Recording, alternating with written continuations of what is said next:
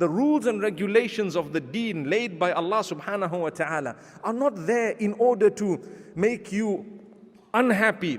They are not there in order to make you lose your sleep.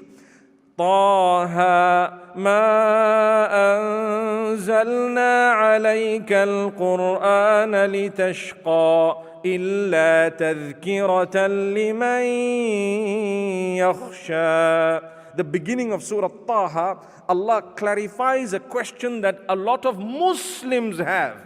Why are there so many rules and regulations? Why does Allah make this forbidden? And why is this okay? Why is it not okay for me to do this? And why is it that I have to do this? Allah says, Taha, we have not revealed this Quran to you, this revelation to you, O Muhammad sallallahu alayhi wasallam, that you can be litashqa, that you can lose this happiness, this goodness, that you can be a person who's unsuccessful, whatever else you'd like to say, subhanallah, in terms of negativity. The Quran is not revealed for a person to become unhappy, unsuccessful, for a person to become sad. No, these rules are there for long-term happiness. My brothers and sisters, when you and I went to school, I'm sure a lot of us are still at school, mashallah.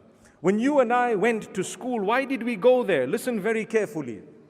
You started off pre-grade 1 with the nursery or the creche as they call it. In order for you to start learning how to read and write, you went to school grade 1. You suffered with examination after examination, test after test, and so on. And you were happy. If your parents had to communicate with you, they would have told you it's not about coming first, it's about trying your best. It's about trying your best. And so you continue 1 year, 2 years. How many years? 7 years later, you graduate into high school, right? Or college in a lot of cases. After that, the tests become more and more difficult, my brothers and sisters. But you're looking forward to it.